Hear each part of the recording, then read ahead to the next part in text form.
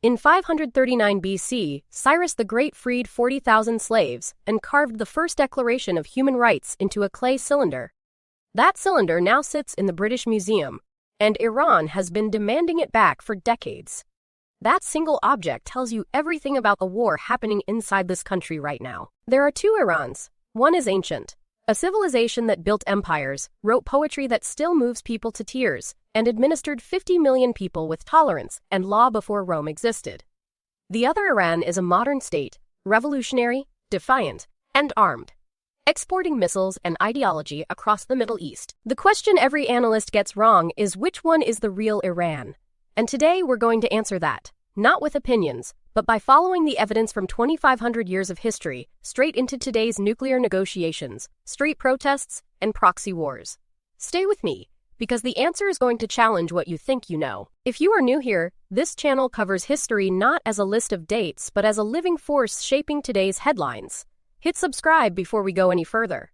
Now let's start at the beginning, and I mean the real beginning. 600 years before the birth of Christ, the Persian Empire was the largest political entity on Earth. It stretched from Greece to India. 44% of the entire world's population lived under its rule. And unlike empires that followed, it didn't rule through terror alone. It ruled through administration, tolerance, and law. Cyrus the Great didn't just conquer Babylon.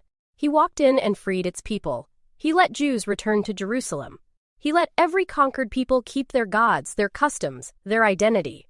For the ancient world, this was revolutionary. It is also why Cyrus appears in the Hebrew Bible more times than almost any non-Jewish figure. This isn't ancient trivia. This is the DNA of Iranian national identity. When modern Iranians push back against the idea that their government represents them, when the diaspora waves the lion and sun flag, when protests invoke Cyrus, they are not being nostalgic. They are making a political argument that goes 500 years deep. But here is where the story gets complicated. And this is the open loop I need you to hold in your mind. If Persian civilization was so tolerant, so advanced, so enlightened, how did it produce one of the most ideologically rigid governments in the modern world? That answer is not simple, and it starts not in 1979, but in 1953. In 1951, Mohammad Mossadegh became Prime Minister of Iran through a democratic election. He had one main policy: nationalize Iran's oil. The British had been extracting Iranian oil for decades and paying Iran almost nothing.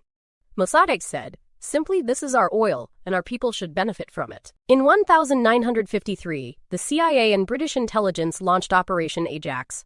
They paid newspaper editors, bribed military officers, and organized street mobs to create the appearance of instability. Mossadegh was arrested.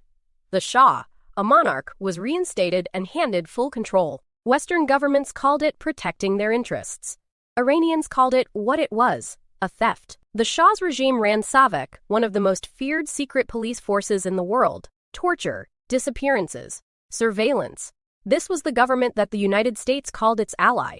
When Iranians say the West has no moral authority to lecture them, this is Exhibit A. This is the wound that never healed. By 1979, Iranians had had enough. They made a revolution, and they handed power to the only institution the Shah hadn't been able to destroy: the mosque. What came next was not what most revolutionaries wanted, but it was, in every measurable way, a consequence of what the West had done. The Islamic Republic was made in Washington as much as in Tehran. The Islamic Republic is not simply a theocracy. It is a hybrid system, one of the most unusual political structures in the world. There is a supreme leader with ultimate authority, but there are also elected presidents, elected parliaments, and a population that actively debates, protests, and sometimes changes outcomes. It is a cage with a voting booth inside. The regime is not monolithic. There are hardliners who want permanent confrontation with the West. There are pragmatists who negotiated the 2015 nuclear deal. There are reformists who have spent decades trying to open the system from within. When the US walked out of the JCPOA in 2018, it didn't just kill a deal. It killed the Iranian reformists who had staked their credibility on engagement. And then came the sanctions medicine, spare airplane parts, banking, academic exchange programs. The sanctions that followed 2018 were among the most comprehensive in modern history. Ordinary Iranians lost access to cancer drugs. Planes fell from the sky because maintenance parts couldn't be imported. If you apply this logic to any Western democracy, you call it economic warfare. With Iran, it is called None of this means the Islamic Republic deserves a pass for its human rights record. It doesn't. But understanding where the regime came from and what sustained it is not the same as endorsing it. It is how you actually understand it, and understanding it is how you eventually change it. Keep that in mind as we get to the nuclear question, because this is where ancient Persian identity and modern geopolitics collide most violently. Here is the single most important fact about Iran's nuclear program. Muammar Gaddafi gave up his weapons program in 2003. In 2011, NATO helped overthrow him and he was killed. Saddam Hussein had no weapons of mass destruction. He was invaded and executed. Iran watched both of these events in real time. What lesson would you draw from that? Iran's nuclear program is not irrational.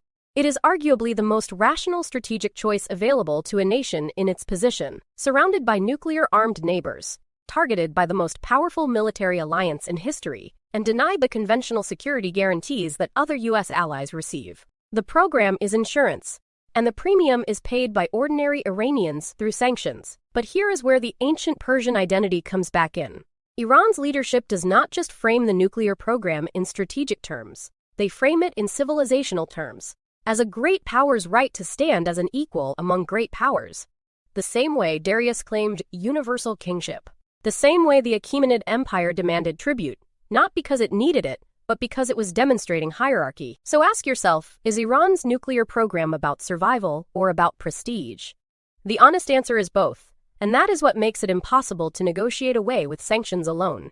You cannot sanction away 500 years of civilizational memory. And that brings us to the most dangerous flashpoint of all. The one happening right now on the streets of Iran, between the population and the state. In September 2022, a 22-year-old Kurdish Iranian woman named Mahsa Amini was arrested by the morality police for an improperly worn hijab. She died in custody. Within days, protests spread to every major Iranian city. But what made these protests different from anything that came before was what the protesters were saying about their identity. They weren't just chanting against the hijab, they were chanting woman, life, freedom, a phrase from Kurdish resistance tradition that predates the Islamic Republic by decades. They were burning hijabs outside universities named after Islamic martyrs. They were invoking Cyrus the Great by name. This was Persian identity as political resistance in real time. The regime crushed the protests with arrests, executions, and internet shutdowns. But something had shifted that you cannot unshift. For the first time, a significant portion of the Iranian population explicitly separated their identity as Iranians, as Persians, from their identification with the Islamic Republic.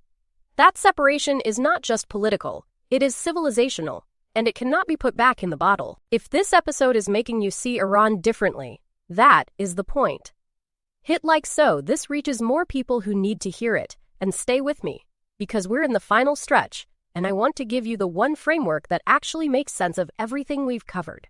It is not the one you'll find in mainstream analysis, but it is the one that holds. Here is the framework. Iran is not a rogue state. It is not an irrational actor. It is a civilization behaving exactly as civilizations behave when they have been humiliated, invaded, isolated, and still survived. Its nuclear program is rational. Its regional influence is strategic. Its internal tensions are real. And its ancient identity is not separate from its modern politics.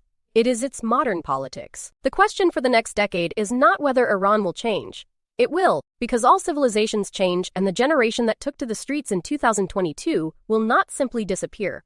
The question is whether the world will engage with Iran as a civilization with legitimate grievances and real complexity, or continue to treat it as a problem to be managed from a distance. One of those approaches has been tried for 70 years. It hasn't worked. Ancient Persia built the first empire that tried to govern with tolerance. Modern Iran inherited that legacy, and then buried it under revolution, war, and isolation that was not entirely of its own making. The identity war inside Iran is not over. It has barely begun. And how it ends will shape the Middle East, the nuclear order, and the lives of 90 million people. That story doesn't end here. It evolves, and we'll be tracking it.